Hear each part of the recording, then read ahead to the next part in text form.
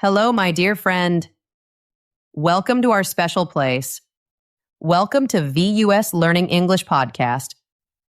My name is Anna, and I am so happy to be here with you today. If this is your first time here, welcome.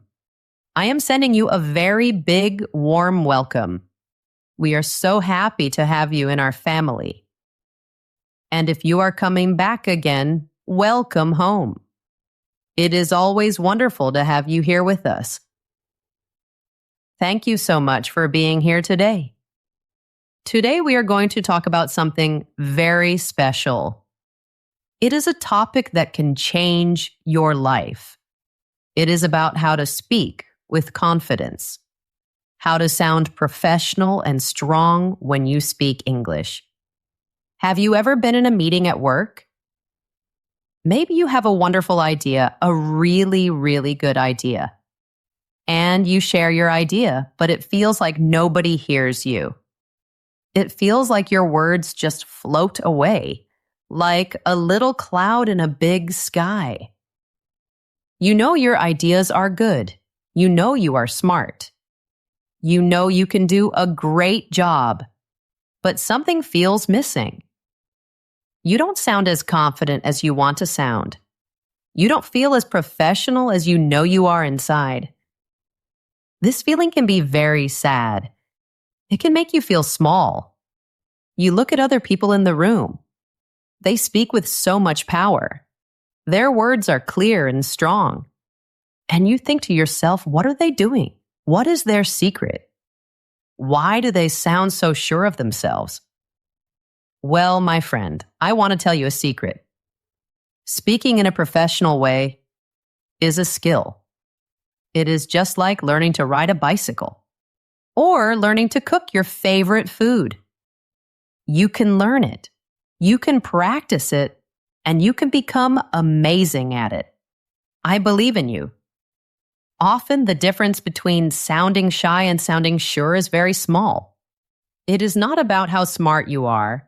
Your ideas are already wonderful. It is about some small habits in our speech. These are little habits that we do without thinking. They are like a little bit of noise on the phone. You are trying to listen, but there is a sound of static. This static makes your message less clear. It makes your powerful words feel a little weaker. In this episode, I want to be your coach, your communication coach and your friend. Think of me as a friend holding your hand.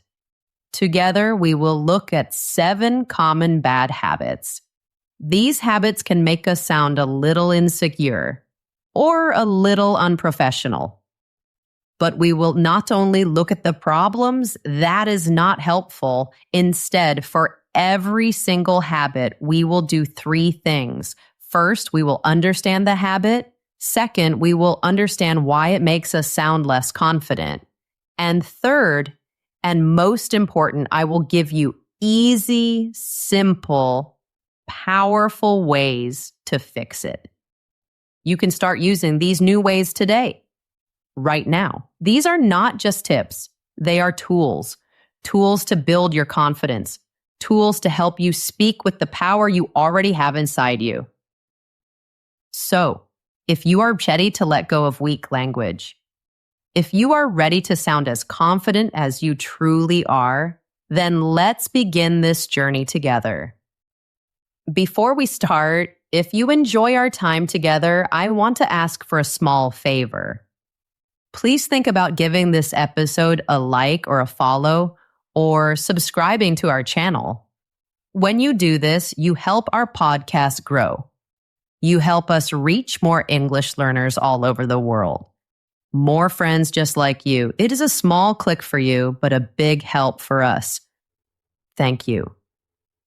And one more thing. I'd love to know where you are in the world. Are you listening from India or Japan or Brazil or somewhere else? Please tell me in the comments. It makes me so happy to see our global family. Okay, my friend, are you ready? Let's get started. Section 1. Habit number 1, the apology epidemic, using disclaimers and qualifiers. Let's talk about our first bad habit. This one is very, very common. Many of us do this without even knowing it. I call it the apology epidemic. An epidemic is when something spreads to many, many people. And this habit of apologizing for our ideas is everywhere. What does this mean? It is when we start what we say with a disclaimer. A disclaimer is like a warning. It is like telling people, be careful, what I am about to say is not very good. Imagine you have a beautiful gift for a friend. The gift is amazing. It is something you chose with love. But before you give it, you say, oh, this is just a small, silly gift. You probably won't like it. How does your friend feel now? They might think the gift is not special. You told them it wasn't special. We do the same thing with our ideas. Our ideas are beautiful gifts. But we put a little sign on them that says, this is not a good idea. We do this before we even share the idea itself. What does this sound like in a real meeting? It sounds like this. This may sound like a silly idea, or you have probably already thought of this, or maybe, I'm not sure if this is a good suggestion, but do you hear that? Do you hear how we are making our idea small? We are apologizing for speaking. We are saying, sorry for taking up space. Let's think about what this does to the people listening. If you say, this is a silly idea, you are planting a seed in their minds. The seed is, this idea is silly. So they will probably think it's a silly idea. If you do not sound like you believe in your own idea, why should another person believe in it? Your confidence in your idea is contagious. If you are confident, they will feel it. If you are not confident, they will feel that too.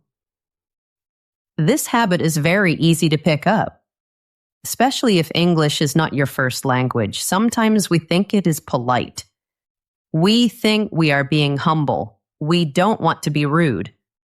So we add these soft little phrases at the beginning. But in a professional place like an office or a business meeting, this politeness can sound like a lack of confidence. It can sound like you are not sure. It can sound like you do not have conviction. Conviction is a strong belief in your idea. Let's talk about another way we do this. It is a little more sneaky. It is called using a qualifier. A qualifier puts a limit on what you know. It's like building a small fence around your own knowledge. It sounds like this. I am not an expert in marketing, but maybe we should look at our social media. What does the listener hear? They hear, this person is not an expert. So they might think, okay, then I don't need to listen too carefully to their marketing idea. You gave them a reason to ignore you. Here's another example. I have only been here for a few months, but it seems like there is a problem. You might think you are being humble. You are showing that you are new. But what you are really saying is, you can dismiss my opinion because I am new. You are weakening your own power. My dear friend, you do not need to do this. Your perspective is valuable, even if you are new, even if you are not the top expert. Your fresh eyes can see things that other people miss. So, what is the fix? How do we stop doing this? The fix is very simple, but it is also very, very powerful. State your point directly. That's it. Say your idea, say your question, say your feedback, without an apology, without a warm-up, without a disclaimer. Let's look at some examples together. We can see the before and the after. Imagine you are in a meeting. You want to ask about the budget.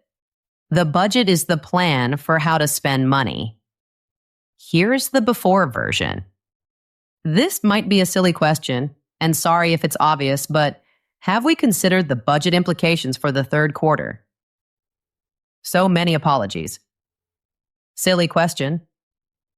Sorry if it's obvious. It sounds so hesitant. It sounds so small. Now let's try the after version. No apologies, just the question. What are the budget implications for the third quarter? Do you feel the difference? It is so much stronger. It is clear. It is direct. It assumes the question is important, and it is an important question. Let's try another one. Imagine you are testing a new app on your phone. The app is not easy to use. Here's the before version. I'm no expert, but I feel like the user interface could be more intuitive. Intuitive means easy to understand and use. This sounds weak. It starts with, I'm no expert. It uses, I feel like. It's not very strong. Now the after version. Let's own our feedback. I have some feedback on the user interface. I believe we can make it more intuitive. Wow, that is so much better. I have some feedback. This is confident. I believe. This is strong. We can even make it stronger. Are you ready? The user interface is not intuitive. We should explore ways to improve it. This is very direct. It is very clear. And it is very professional. It is not rude. It is helpful. My friend, please remember this. Confidence is not arrogance. Being confident is not being rude or bossy. You can be respectful. You can be kind. You can be open to what other people think. And you can still be direct and confident. Do not sabotage your own ideas. To sabotage something means to secretly break it or hurt it. When you use disclaimers, you are sabotaging your own wonderful ideas. You are breaking them before anyone else can even see them. Your voice is valuable. Your thoughts are important. Your ideas deserve to be heard. So, claim your space in the conversation. Imagine the conversation is a room. You deserve to have a chair in that room. You deserve to have a voice in that room. Stop apologizing for your ideas and start owning them because they are yours and they are worthy. You are worthy. Section 2, habit number 2. Empty calorie language. Overusing filler words. Let's move on to our second bad habit. This one is about the words we use when we are thinking. I call this empty calorie language. What are empty calories? When you eat food, you want it to give you energy and nutrition. Empty calories are in foods that have no nutrition. They fill you up, but they don't help your body. Empty calorie language is the same. These are words that take up space in our sentences, but they add zero nutritional value. They add no meaning. What are these words? You know them very well. They are words like, like, sort of, kind of. These are filler words. They fill the silence. Everyone uses these words sometimes. A little here and there is human. It is normal. Please do not worry if you say one or two times. The problem is when we rely on these words, when we use them in every sentence. When this happens, it makes us sound uncertain. It makes it seem like we don't know what we are talking about. Even when we are experts. These words send a signal to the listener. The signal is, I am not sure. I am hesitant. I am not in control of my thoughts. Let's talk about one of the biggest filler words. It is a pandemic, a like pandemic. The word like has become a verbal tick for so many of us. A tic is a small, repeated movement or sound we can't control. We use like when our brain is trying to find the next word. Our mouth wants to speak, but our brain needs a second to catch up. So we fill that second with like. Here's an example. Imagine a colleague is giving an update.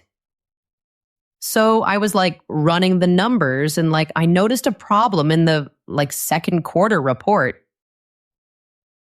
The information in that sentence is very important. There is a problem in a report. But how did it sound? The delivery, the way it was said, was not strong. The word like was everywhere. It made the important message sound casual. It sounded imprecise, not exact. It sounded unprofessional. Imagine you go to the doctor. The doctor looks at your test results and says, "Well, it looks kind of like you have an infection." How would you feel? You would probably feel very worried. You would lose confidence in your doctor. The words kind of like make the diagnosis sound weak and uncertain. The same is true in a business meeting. When you use filler words, you lose credibility. People trust you less, not because your idea is bad, but because your words are not strong. There is another group of filler words I want to talk about. I call them side particles. These are words that sound intelligent, but we often use them as meaningless filler. They are like fancy-looking empty calories. The words are basically, technically, actually, essentially. Quite frankly, these words have a real meaning, but we often use them just to start a sentence. They become a habit. And they clutter our speech. They make our sentences messy. Listen to this sentence. It is full of side particles. Basically, what I'm saying is that technically the program is working, but actually we have an issue with the login, which is essentially the main problem. Phew. That was a lot of words. Did you hear all the clutter? Basically, technically, actually, essentially, they are all just getting in the way. Now, let's remove all of them. Let's just say the important part. The program is working, but there is a problem with the login. So much better. It is clear. It is strong. It is direct. When you use these side particles too much, they are a distraction. They become a sign that you are having trouble getting to the point. So, my wonderful friend, what is the solution? How do we remove these empty calories from our speech?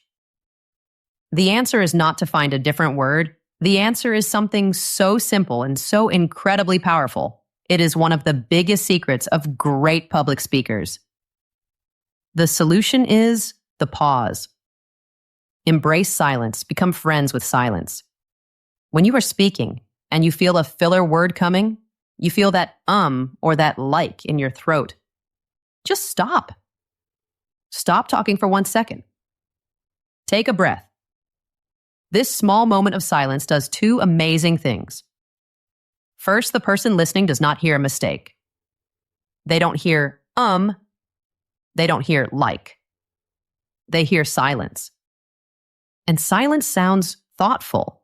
It sounds deliberate. It makes them think, wow, this person is choosing their words carefully. A pause gives your words weight. It makes them feel more important.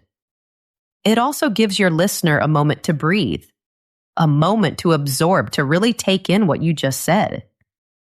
The second amazing thing the pause does is for you. It helps you break the habit. You are teaching your brain a new way.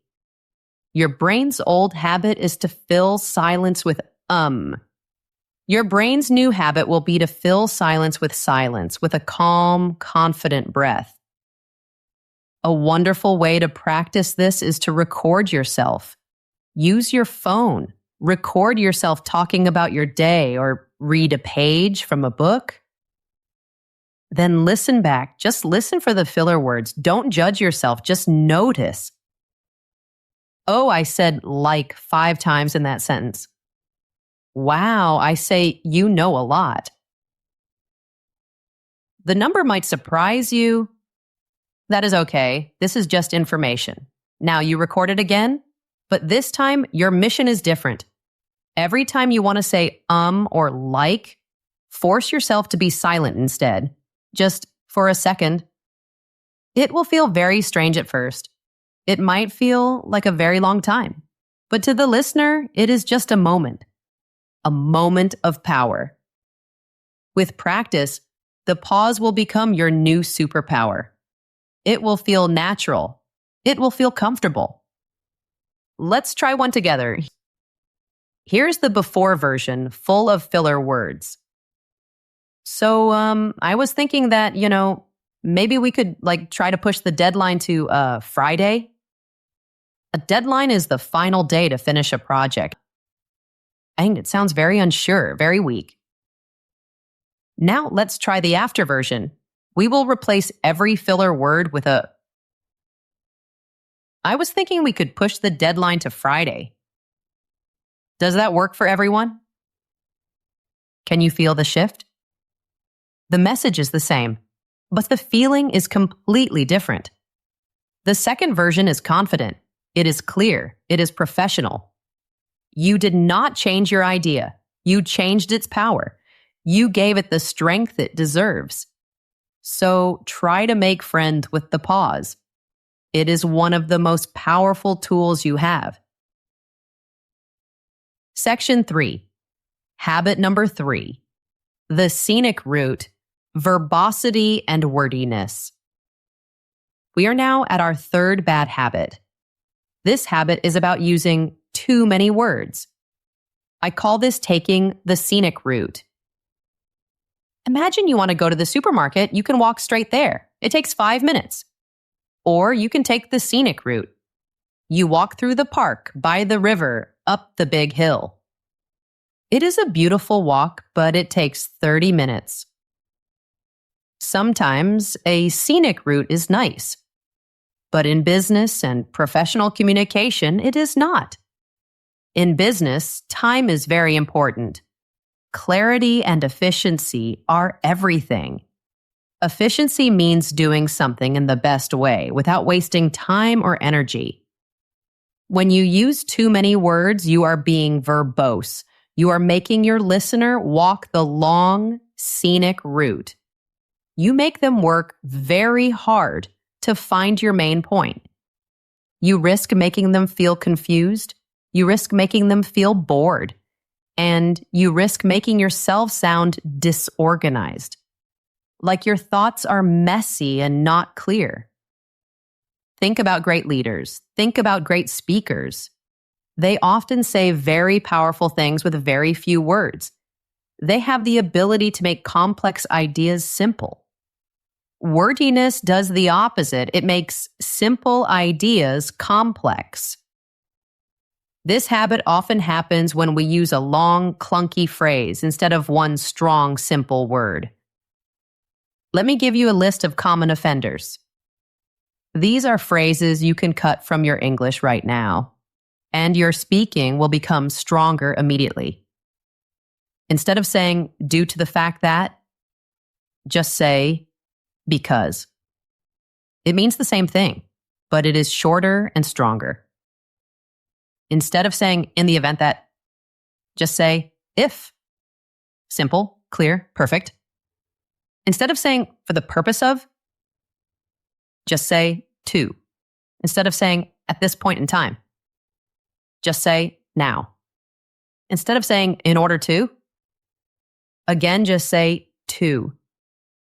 Instead of saying, a large number of, just say, many. Do you see the pattern? We can often replace 3, 4, or 5 words with just one. This is like packing a suitcase. You want to pack only what you need. Extra words are like extra clothes you will never wear. They just make the bag heavy. Let's watch a sentence get a makeover. A makeover is when you change something to make it look much better.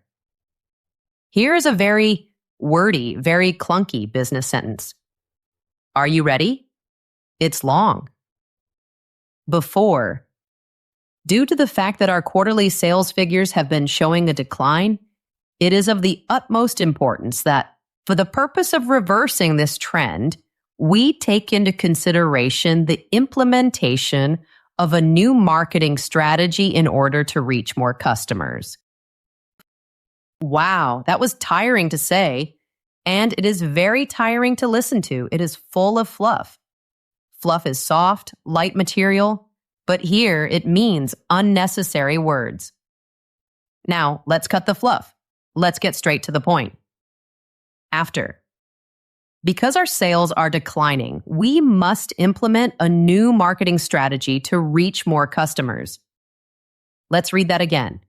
Because our sales are declining, we must implement a new marketing strategy to reach more customers. So much better. It is direct. It is powerful. It is easy to understand. It respects the listener's time, and it makes you sound like a clear, focused leader.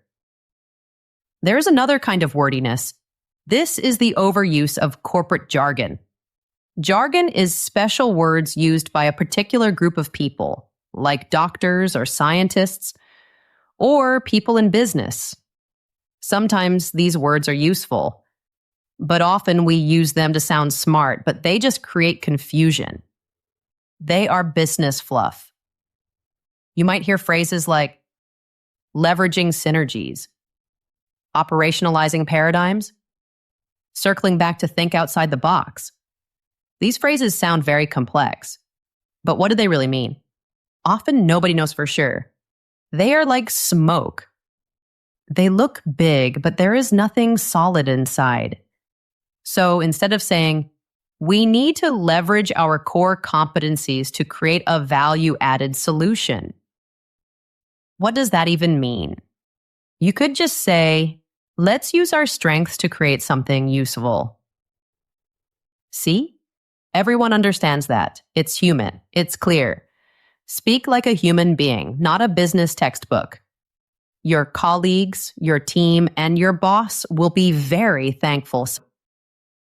So what is the fix for being too wordy? The fix is to follow a simple rule. The rule is one thought per sentence. Try to keep your sentences focused on one single idea. When you write an email or when you prepare for a meeting, look at your sentences. Challenge yourself. Ask these questions for every sentence. Can I say this more simply? Are there any words I can cut out? Is there a shorter word I can use? For example, you might write a phrase like this.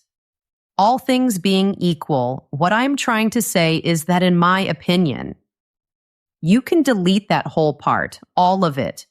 Just say your opinion. Instead of all that, just say, I believe we should proceed. Proceed means to go forward with a plan.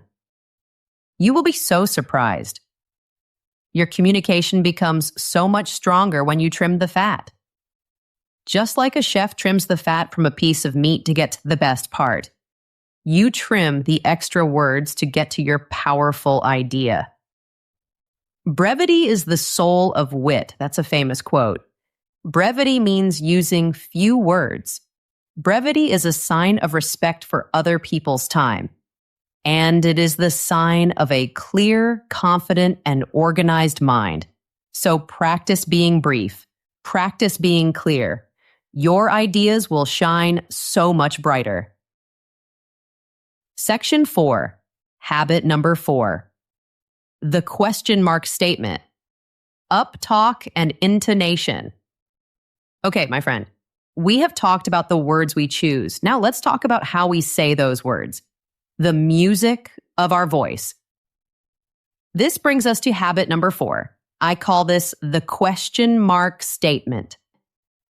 This is the habit of using a rising intonation at the end of a sentence. Intonation is the way your voice goes up and down when you speak.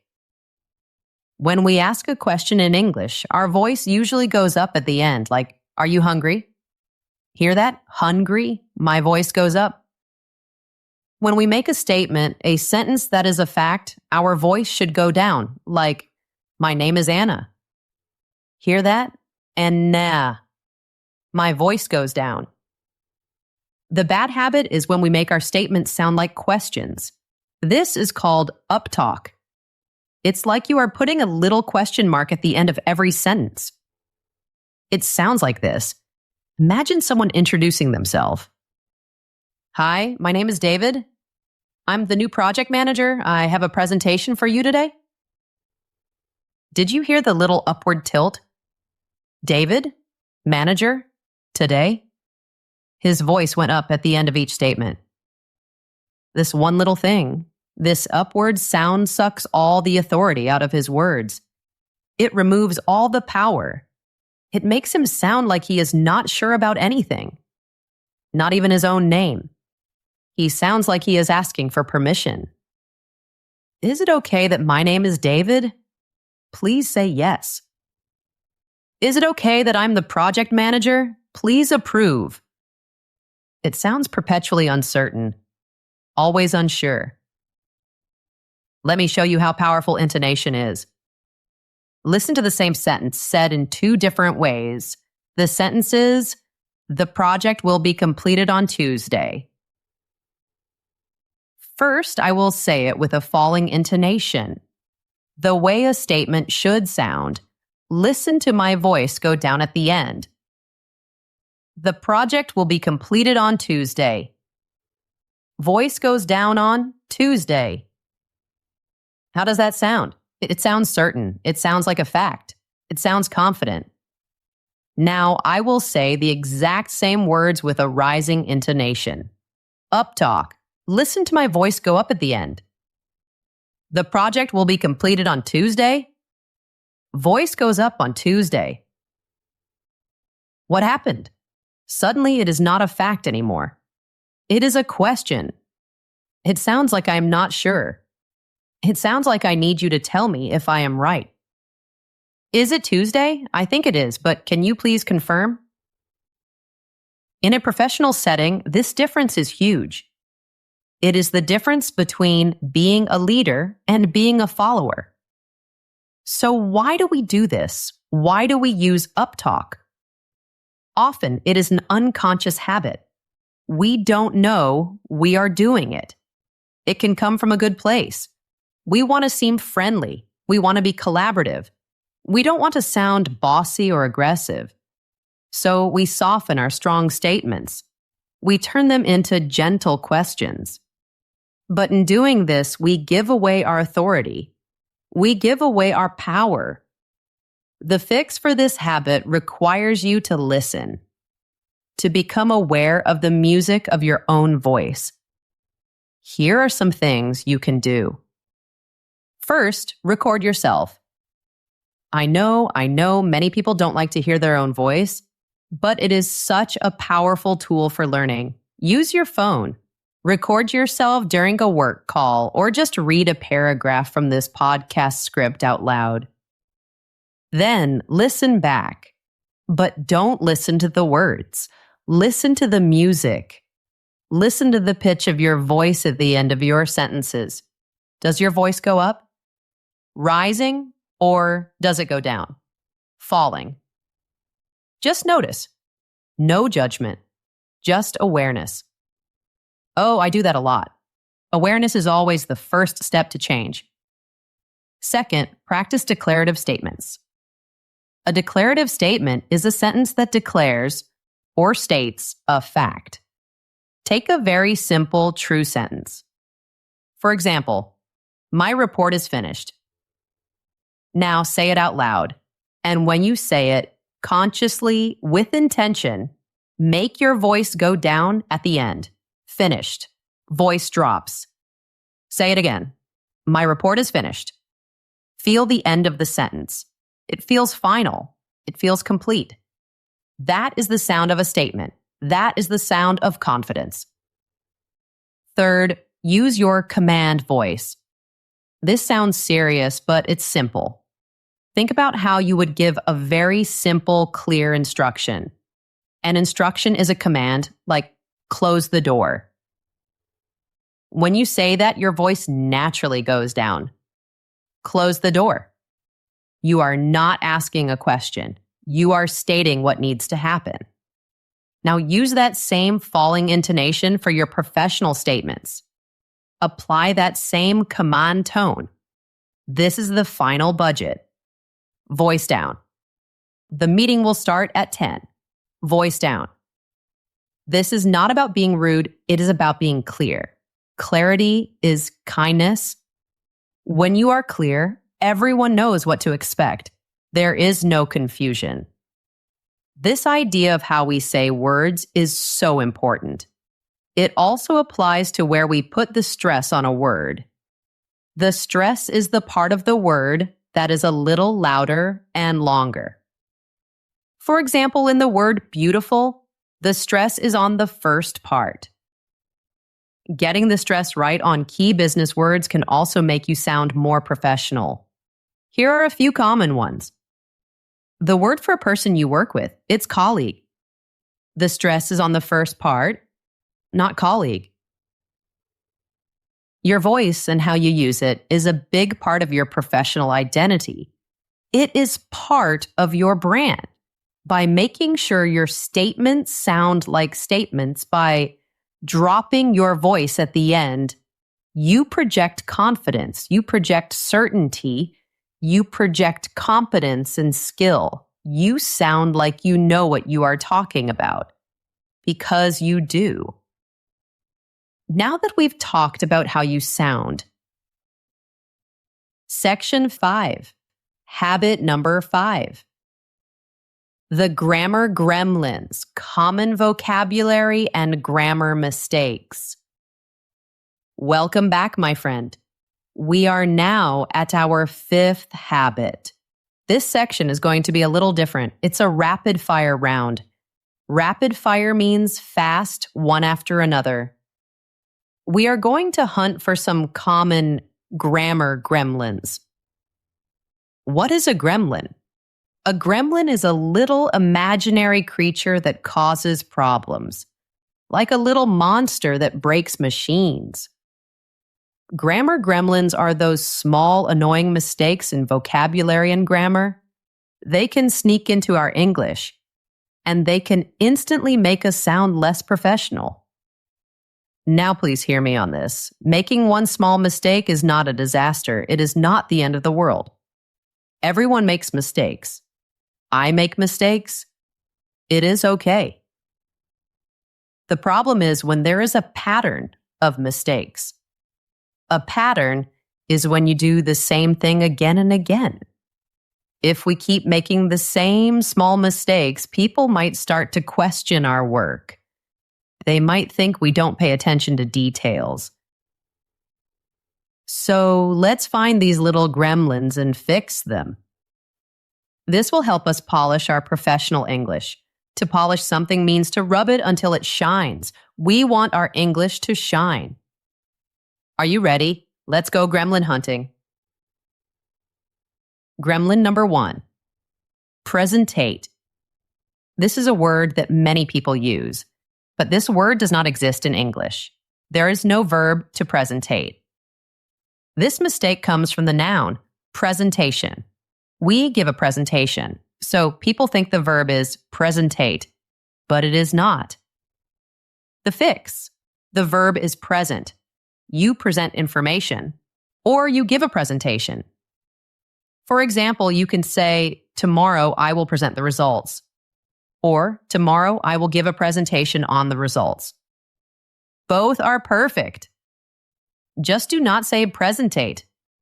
Okay, gremlin number 1 is gone. Good job. Let's find the next one. Gremlin number 2, headquarter. A company's main office is its headquarters. The gremlin here is forgetting the S at the end. The word is headquarters, always with an S. This is true even if you are talking about only one building. It feels strange, but that is the rule. It's like the word news or pants. They always have an S. The fix. Always use the word headquarters with an S. For example, I need to travel to our company headquarters in London. That S is not optional. It must be there. Great. 2 gremlins down. Let's keep going. Gremlin number 3, pluralizing uncountable nouns. This one is huge. It is a very common gremlin for English learners. In English, some nouns are uncountable. This means we cannot count them. We cannot make them plural by adding an S. Some of the most important uncountable nouns in business are information advice, knowledge, feedback, research equipment. This means you cannot have informations. You cannot have advices. You cannot ask for feedbacks. These words are always singular. The fix. If you want to talk about one single unit of these things, you can use the phrase a piece of. For example, my manager gave me a valuable piece of advice. Not an advice. I found an interesting piece of information. Not an information. If you are talking about it in general, just use the word itself. We have gathered all the necessary information. Not informations. Thank you for all the feedback. Not feedbacks. This one is so important for sounding professional. Gremlin number 4. I look forward to hear from you. This is a very, very common mistake. We see it in emails all the time. The phrase look forward to is a special phrase. It must be followed by a noun, a thing, or a verb that ends in ing, a gerund. The fix, it is always, always, always. I look forward to hearing from you. Or I look forward to our meeting. Meeting is a noun here. Or I look forward to seeing you next week. Always the ing form of the verb after look forward to. This is a small detail that makes a big difference. Gremlin number 5. Lend versus borrow. These 2 words are opposites. They are like give and take. Mixing them up can create a lot of confusion. The fix, the rule is simple. You lend to someone. This is the give action. You borrow from someone. This is the take action. Here's an easy way to remember it. Think about the direction. Lend goes out from you. Borrow comes into you. Can you lend me a pen? The pen goes from you to me. This sentence means the exact same thing as, can I borrow a pen from you? The pen comes from you to me. So if you need something, you ask to borrow it. If you have something, you can lend it. Gremlin number 6, say versus tell. These 2 gremlins love to cause trouble. The right word to use depends on the sentence. The fix, use tell when you also mention the person who received the information. The structure is tell person. For example, what did the boss tell you? You cannot say, what did the boss say you? No. Use say when you are just reporting the words. The person is not mentioned right after the verb. For example, what did the boss say? So, he told me a secret, and he said that he was happy. Gremlin number 7, eating medicine. In many languages, the verb for medicine is to eat. This is a logical translation, but in English, we do not eat medicine or pills. The fix, the correct verb is take. You take your medicine, you take a pill, you take aspirin for a headache. This is a small gremlin, but fixing it makes your English sound much more natural. Gremlin number 8, article misuse with generalizations. An article is a small word like a, an, or the. This gremlin appears when we make a general statement. A general statement is about all things in a category, not specific things. When you make a general statement about a whole group, you should not use the word the. The fix. For example, if you are talking about all dogs in the world, you would say, dogs are loyal animals. You would not say, the dogs are loyal animals. When you say the dogs, you are talking about a specific group of dogs. Maybe the dogs in your house or the dogs in a picture. Look at that photo. The dogs are very cute. Those specific dogs. Another example. Computers have changed the world. Computers in general, not the computers have changed the world. This is a tricky gremlin, but an important one to catch. We hunted a lot of gremlins. Individually, each one seems so small. A little as here, and aiming there. But together, they form a pattern. Cleaning up these grammar gremlins is a key step. It's like cleaning the windows of your house. When the windows are clean, the light can come in more clearly. When your grammar is clean, your ideas can shine through more clearly. It helps you sound accurate, credible, and polished. And you deserve to sound that good. Section 6. Habit number 6. The overly formal robot. Unnatural and outdated language. Okay, let's look at habit number 6. This one is interesting because it is the opposite of some of our other habits. Many bad habits come from being too casual, too informal. This habit is about being too formal, so formal that you don't sound like a person anymore. You sound like a robot or like a very old, dusty book. Some people think that to sound professional, they must use very big, very formal words. They believe that formal equals professional. But this is not always true, especially not today. Modern business communication is changing. Today, businesses value clarity. They value directness, and they value human connection. What does this robotic language sound like? It sounds like phrases from a very old movie. For example, in an email, would you be so kind as to forward me that email? This is grammatically perfect, but it is very stiff. It is not natural. Nobody talks like that in a normal conversation. Or, how about this classic sign-off at the end of an email? We remain at your disposal. Disposal means available to be used. It sounds like you are a servant, not a colleague. It's too much. And then there's the famous passive-aggressive phrase. Passive-aggressive means you are showing you are angry, but in an indirect way. The phrase is, per my last email. This really means, did you even read my last email? Why are you asking me this again? It sounds polite, but the feeling is cold and a little bit angry. It creates a wall between you and the other person. These formal phrases create distance. They make you sound less like a friendly human colleague and more like a legal document or an automatic email from a machine. In today's world, we want to collaborate. We want to work together as a team. This kind of cold, robotic language can be a barrier. It can stop connection from happening. Let's look at some before and after examples. We will take some robotic phrases and make them more natural and modern. Before, I am writing to inform you that the report has been completed. This is okay. It's not terrible, but it is very formal, a little cold. After, just writing to let you know the report is ready. Or even friendlier.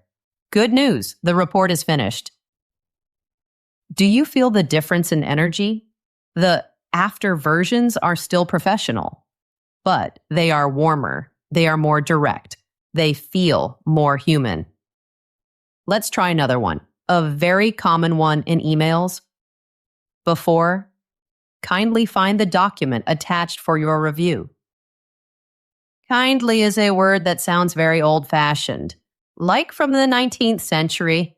After, I've attached the document for you to review. Or simply, here's the document for you to review. It's simple, clear, and friendly. The goal is to find a balance between conversational and professional. I call it the conversational professional balance. You want to be respectful, of course, but you also want to be relatable. Relatable means people feel like they can connect with you. Let's look at another example. Imagine someone is describing their career journey. Overly formal. My progression up the corporate ladder was a gradual and methodical process. This means I moved up in the company slowly and carefully. It sounds like it's from a textbook. Conversational professional. I slowly worked my way up in the company. Or even more personal. I started at the bottom and slowly worked my way up. The second version tells the same story, but it tells it in a way that is much more engaging, much more human. It feels authentic. It feels real. And that is what builds connection and trust with your colleagues. So, what is the fix for being a formal robot? Here's a very simple trick. Read your writing out loud. After you write an email, read it out loud to yourself. Ask yourself this question. Does this sound like something a real person would actually say in a conversation? Or does it sound like an automatic reply from a computer? If it sounds like a robot, simplify it. Look for the big, stuffy, multi-syllable words. Words like utilize or commence. Replace them with their simpler, more common friends. Use instead of utilize. Use start or begin instead of commence. Choose being direct over being pompous. Pompous means trying to seem too important by using big words. True professionalism is not about using the biggest words in the dictionary. It is not a vocabulary test. True professionalism is about communicating your message with clarity and respect. Clarity means being easy to understand. Respect means caring about the other person's time and feelings. In most of your daily business interactions, a clear, natural, and warm tone will help you much more than the formal language of a lawyer from 100 years ago. So let yourself be human. Let your warmth show. That is how you build strong professional relationships. Section 7. Habit number 7. The downplayer, softening your own opinions. We have arrived at our final habit. Habit number 7. This habit is a close cousin of habit number 1, the apology epidemic. This is the habit of downplaying. To downplay something means to make it seem less important or less serious than it really is. This is when we use weak or hesitant language. Language that softens our opinions. Language that softens our actions. It softens them so much that they lose all of their power. Like a strong cup of coffee with too much water in it, it becomes weak. Now, this is not the same as being diplomatic. Diplomacy is using skill and tact when you talk to people. It is being careful with your words to avoid hurting someone's feelings. That is a good skill. Downplaying is different. It is a habitual lack of assertiveness. Assertiveness is the quality of being confident and direct. Downplaying is the language of hesitation, and it can seriously hurt your reputation. It can make you seem like you cannot make decisions. What does this downplaying language sound like? It often involves weak verbs and minimizing phrases. Minimizing means making something smaller. Here are some of the most common offenders. Let's see if you recognize them. Starting a suggestion with, I think we should, or I feel like maybe. Or how about this one? I guess we could try. And this one, when you promise to do something, I'll try to get that done. And one more, a very common one. Starting your sentence with, I just wanted to add, or I just wanted to say. All of these phrases are screaming, I am not confident. Please don't take my idea too seriously. They turn strong, powerful ideas into shy, timid suggestions. Timid means shy and not confident. Let's do what we do best. Let's look at the transformation. Let's see what happens when we replace this weak language with strong, active language. Before, I think we should probably consider a new vendor. A vendor is a company that sells things to your company. This is so weak. I think. Probably. It's full of doubt. After. I recommend we find a new vendor. Or if the situation is very serious, we must find a new vendor. Do you feel that power? The after version shows conviction. It shows that you have looked at the situation, you have analyzed it, and you have made a firm decision. It shows leadership. Let's look at another one.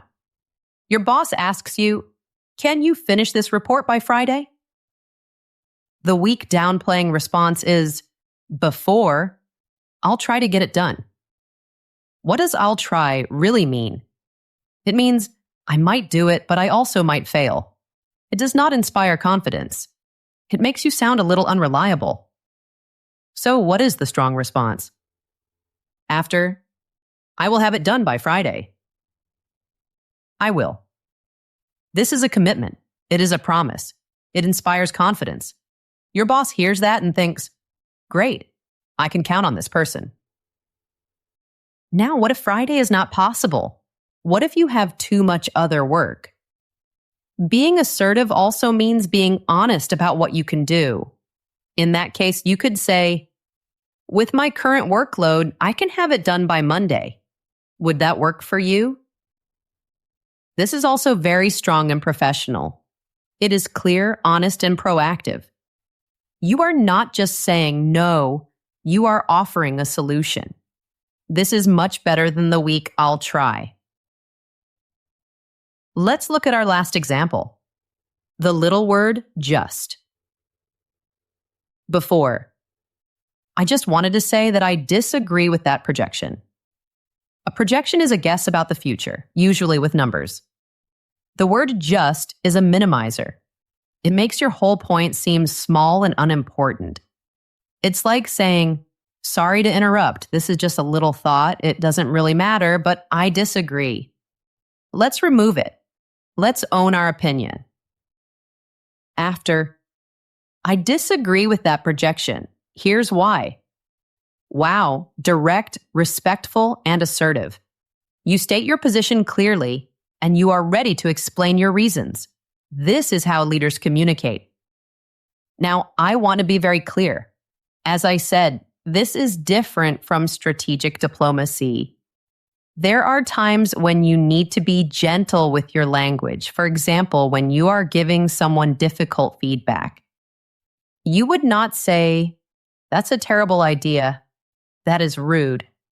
Instead, you would use softer, more diplomatic language. You would say, I have some reservations about that approach. Reservations means you have some doubts or concerns. Or, can we explore some other options? What is the difference? The difference is intent. Strategic diplomacy is a conscious choice. You choose to be soft for a good reason. Habitual downplaying is an unconscious reflex. It is an automatic habit that comes from feeling insecure. The fix is to become aware of your own weak phrases. Listen to yourself when you speak. Read your emails before you send them. Do you see a pattern? Do you always use words like just, think, maybe, guess, or try? When you see them, challenge yourself to replace them. Instead of I think, try I believe, or I am confident that. Instead of I'll try, make a commitment with I will. Delete the word just when it is minimizing your point.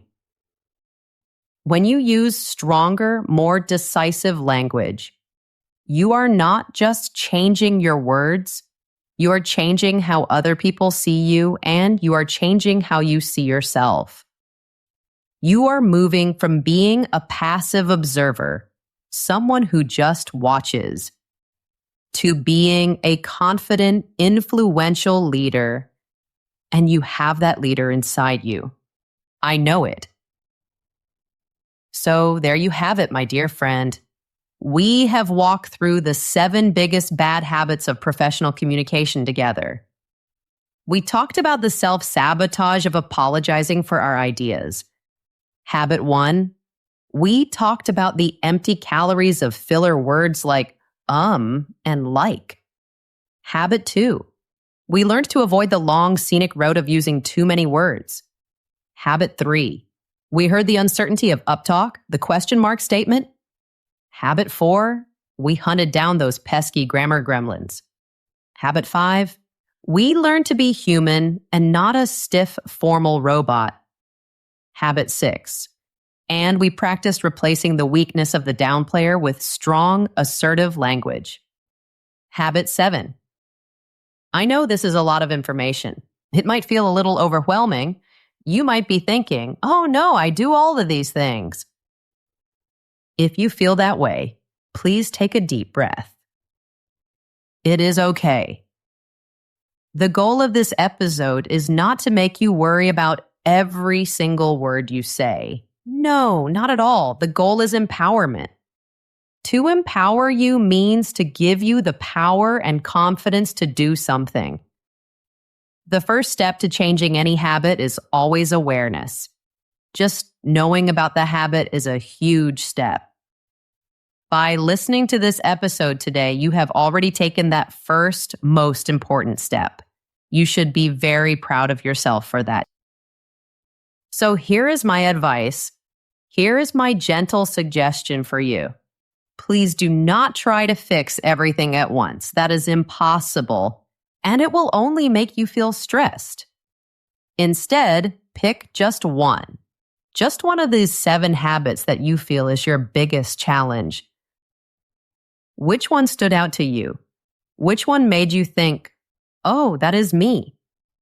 Maybe you are a chronic ummer. You say all the time. Okay, that is your focus. Maybe you are always starting your sentences with, I just wanted to say, okay, that is your focus. For the next week, just 1 week, make it your personal mission. Focus on that one single thing.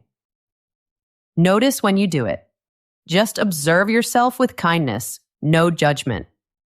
And then gently, consciously apply the fix we talked about. If your habit is disclaimers, delete the apology and state your idea directly. Just focus on that one small change. The journey to becoming a confident, polished, professional speaker is a marathon, not a sprint. A sprint is a very short, fast race. A marathon is a very long race. It takes time and patience. This journey is about making small, steady improvements over time. One step at a time. One habit at a time. By slowly, systematically replacing these bad habits with powerful, confident alternatives, you will completely change how you are seen at work. More importantly, you will change how you see yourself. You will make sure that the value of your wonderful ideas is finally matched by the power of your delivery. If you found this masterclass, this special lesson, helpful, I would be so grateful if you would give this video a thumbs up or a like. It really helps our channel to grow and reach more people who need this advice. More friends just like you all around the world. And of course, if you haven't already, please subscribe and hit that notification bell. That way you won't miss our future episodes on professional and personal growth. Now, before we go, I have a question for you. Which of these 7 habits do you feel you struggle with the most? Please be honest. And please be brave. Share it in the comments below. I promise you, there is no judgment in our community. There's only a family of learners. All of us are trying to become a little better every day. I read every single comment, and I would love to hear from you. Your story might help someone else feel less alone. Thank you. Thank you for investing this time in yourself. You are so worth it. Now go out there. Go into your meetings, your calls, your presentations, and speak with the confidence and the power that you truly deserve. I am sending you so much love and support. See you next time, my friend.